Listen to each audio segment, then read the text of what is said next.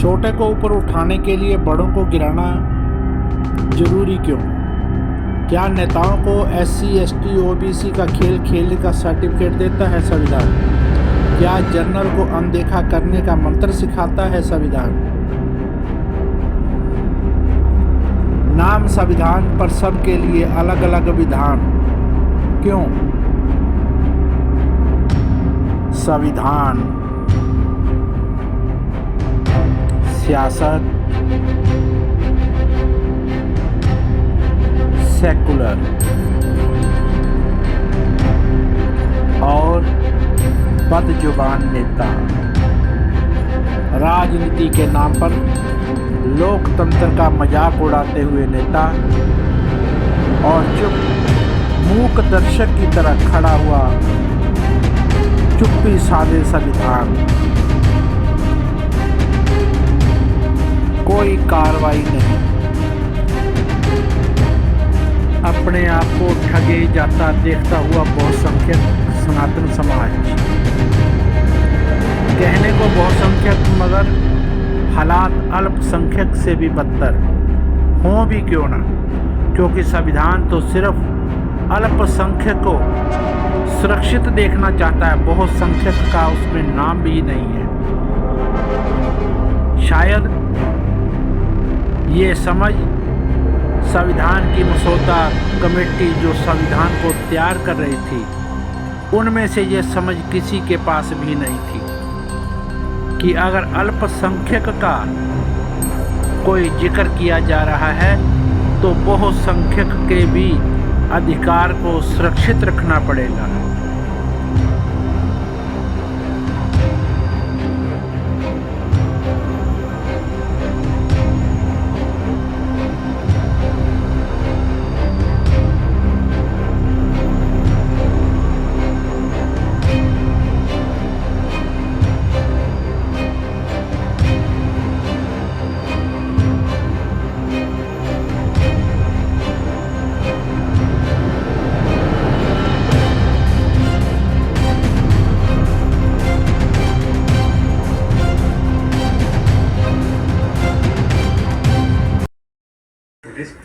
Action, and I will never step back from whatever I said. Not talk about genocide. मैंने नरसंहार की बात नहीं की, लेकिन अपने बयान पर मैं कायम हूँ। सनातन के सफाई वाले, सनातन को नष्ट करने वाले, सनातन के खात्मे वाले, लेकिन जेनोसाइड की बात नहीं। लेकिन अगर आप सनातन के सफाई के लिए कहेंगे तो आप साइड तो रहे हैं। अब बीजेपी का क्या आरोप है? बीजेपी का आरोप है कि सनातन के खात्मे की बात करना, सफाई की बात करना हिंदुओं के नरसंहार के लिए उकसाए जाने जैसा है। इंडिया गठबंधन में MK स्टालिन की पार्टी DMK का रोल बहुत अहम माना जा रहा है। DMK पर दक्षिण भारत में बीजेपी की एंट्री को रोकने की जिम्मेदारी, और यह भी माना जा रहा है कि बीजेपी के दक्षिण में तमिल में बढ़ते कदम को रोकने के लिए यह बयान दिया गया है, हिंदू विरोधी। लेकिन बीजेपी के विरोध के नाम पर सनातन के खिलाफ जहर उगलना DMK को भारी पड़ सकता है। विडंबना सोचिए, विडंबना यह कि उदयनिधि स्टालिन के पिता MK स्टालिन, हमको लगा वो बहुत गुस्सा होंगे, क्या बयान दे दिया बेटे ने, बहुत गलत बयान है, सनातन के सफाई धर्म के खिलाफ क्यों। लेकिन विडंबना यह कि उदयनिधि स्टालिन के पिता MK स्टालिन ने आज ही अपने पॉडकास्ट में क्या कहा कि अगर देश को हरियाणा और मणिपुर, हरियाणा वो नूह की बात कर रहे होंगे समझता, हरियाणा और मणिपुर बनने से रोकना है तो बीजेपी को हराना ही होगा।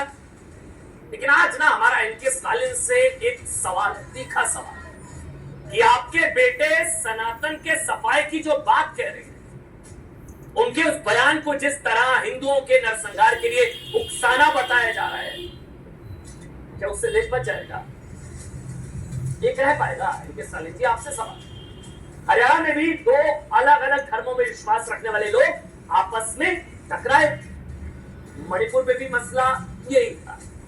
तो हिंसा को हल करने के लिए हिंसा का इशारा देने से क्या हासिल? पूर्वोत्तर राज्य मणिपुर और हरियाणा में भड़की सांप्रदायिक आग की वजह से निर्दोष लोगों की जान और माल की हानि हो रही है। अगर हमने से अभी नहीं रोका तो इंडिया को कोई नहीं बचा पाएगा। जब भी इंडिया की बहुआयामी प्रगति, संघवाद और लोकतांत्रिक गरिमा को खतरा हुआ है तो DMK हमेशा यथास्थिति के लिए अग्रणी रही है। लोकतंत्र को खतरा हुआ, भारी आवाज। लोकतंत्र को खतरा आपके बेटे के बयान से है। स्टालिन जी, एमके स्टालिन जी, अपने बेटे को रोकिए, समझाइए। मणिपुर और वहां जो हालात की बात कर रहे हैं हरियाणा वाले, वैसे हालात दिलाने या बनाने वाला ये बयान है जो आपके उदयनिधि स्टालिन आपके सुपुत्र ने दिया। कोई कम भड़काऊ बयान है क्या? उदयनिधि स्टालिन अपने बयान से पीछे हटने के लिए तैयार नहीं है, लेकिन इस बयान पर बीजेपी और एनडीए के निशाने पर इंडिया गठबंधन आ गया, क्योंकि इंडिया गठबंधन वाले नेता, बड़े नेता इस पर चुप है। राहुल गांधी, नीतीश कुमार, ममता बनर्जी, कोई नहीं बोल रहा। तेजस्वी, बीजेपी न सिर्फ इसे सनातनियों के नरसंहार के लिए उकसाने वाला बयान बताया, बल्कि इसे इंडिया गठबंधन का असली चेहरा भी बताया है कि यही स्टालिन का जो सनातन विरोधी प्रोपेगेंडा है, वही इंडिया गठबंधन का असली एजेंडा है। भारत की सभ्यता को, भारत की मूल आस्था को, सनातन धर्म को यानी हिंदू धर्म को एक प्रतियोगिता की तरफ गाली देने में, कोसने में, अपमानित करने में जैसे मानो एक कंपटीशन शुरू हो गया है। इसलिए मैं कहना चाहूंगा,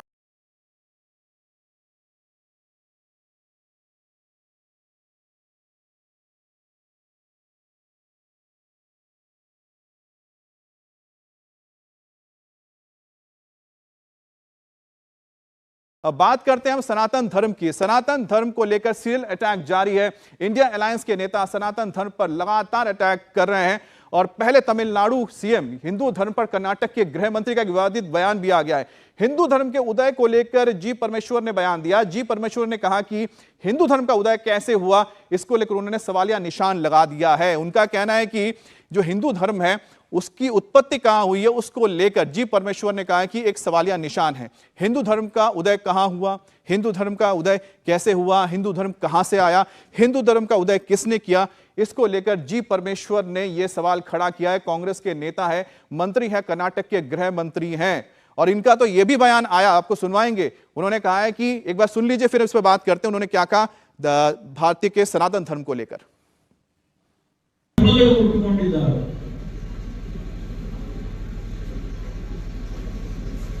ಹಿಂದೂ ಧರ್ಮ ಯಾವಾಗ ಹುಟ್ಟಿತು, ಯಾರು ಹುಟ್ಟಿಸಿದ್ರು ಹಿಂದೂ ಧರ್ಮ, ಇನ್ನೂ ಕ್ವಶನ್ ಮಾರ್ಕ್ ಬಿದ್ದಿದೆ, ತೆಗೆದಿಲ್ಲ ಕ್ವಶನ್ ಮಾರ್ಕ್।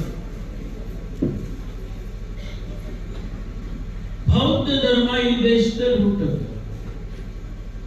ಜೈನ ಧರ್ಮ ಈ ದೇಶದಲ್ಲಿ ಹುಟ್ಟುತ್ತೆ, ಹೊರಗಡೆಯಿಂದ ಇಸ್ಲಾಂ ಧರ್ಮ ಬಂದಿದೆ, ಕ್ರೈಸ್ತ ಧರ್ಮ ಬಂದಿದೆ।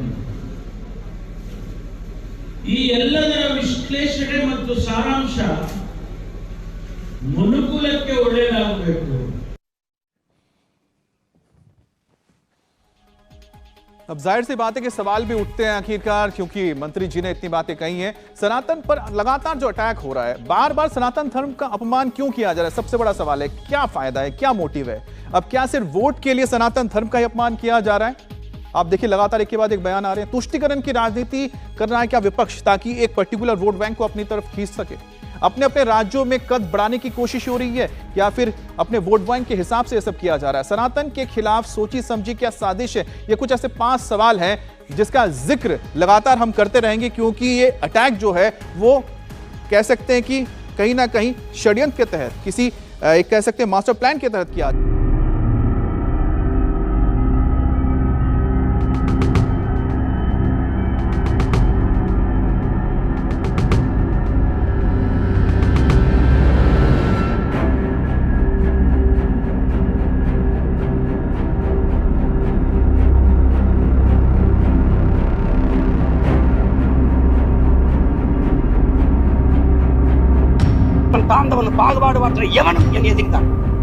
जिन लोगों ने सनातन धर्म को चुनौती दी है, उनके कानों तक हमारे स्वर पहुंचे कि जब तक एक एक भक्त इस पुण्य धरती पर जीवित है, तब तक कोई ऐसा नहीं जो धर्म को चुनौती दे।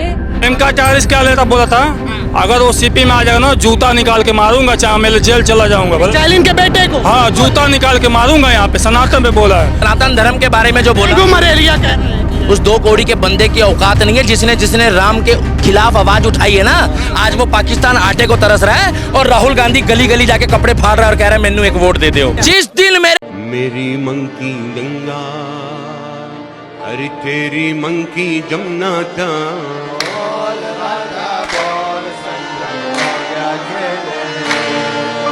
मेरी मंकी गंगा तेरी मंकी जमुना था और राधा बोल। दोस्तों, परिवर्तन ही संसार का नियम है।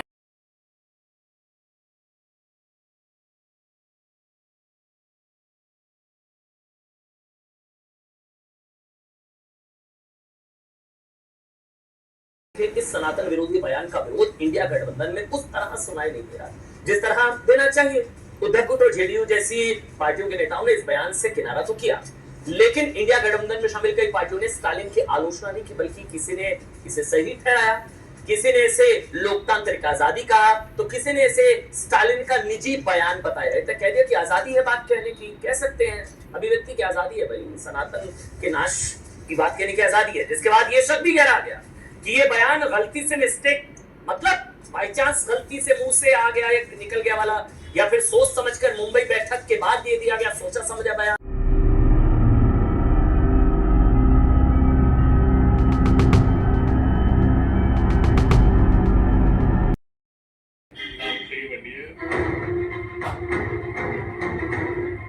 तमिलनाडु के कोई स्टालिन है, उनकी बुद्धि फिर गई,